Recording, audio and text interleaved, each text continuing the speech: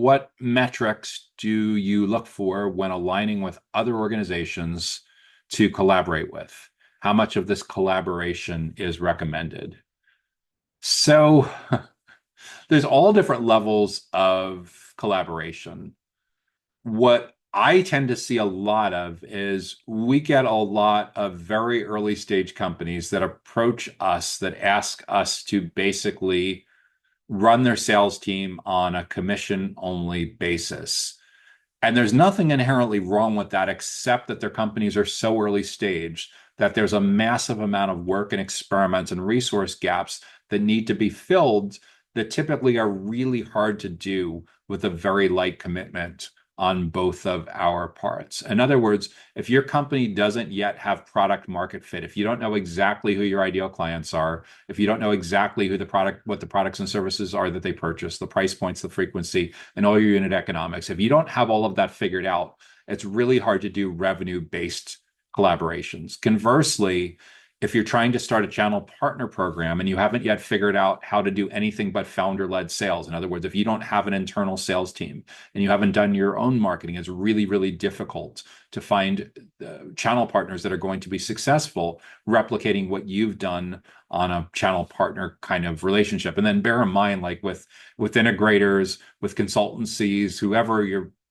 CPA firms, whatever it is, whoever you're partnering with, they're not going to be working 100% for your company like an internal hire would be. So there's a lot of challenges around that. One of the lightest collaborations that you can potentially do is something like hosting a live stream together, doing a podcast interview together, guest blogging for each other.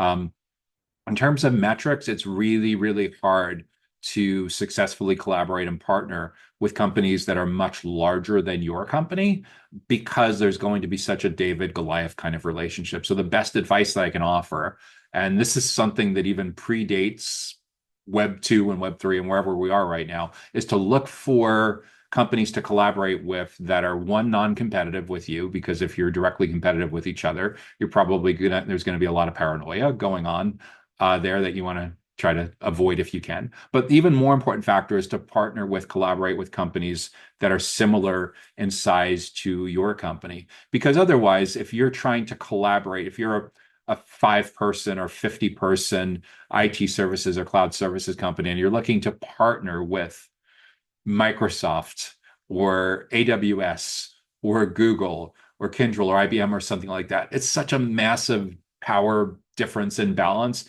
that it's really, really hard for you to add value outside of an extremely structured type of way that they engage with thousands of other partners your size. So the metrics to look for is early on. The most important thing with collaborations is to just build a good relationship with both sides where you kind of ease into it. A really simple collaboration that I recommend for a lot of people where their ideal clients are in the same geographic area as they are is if you're hosting like breakfast seminars in your training room or in your conference room or lunch and learns or something like that. And you want to be able, which by the way, if you have your own facility, is one of the lowest cost, highest impact things that you can possibly do to get amazingly, amazingly qualified sales opportunities and educate and build trust at scale, because it's, most of your cost of doing that is simply getting the right people to attend and show up. You already have there's nothing to rent. The catering is relatively minimal. But if you want to go next level on that, is to invite a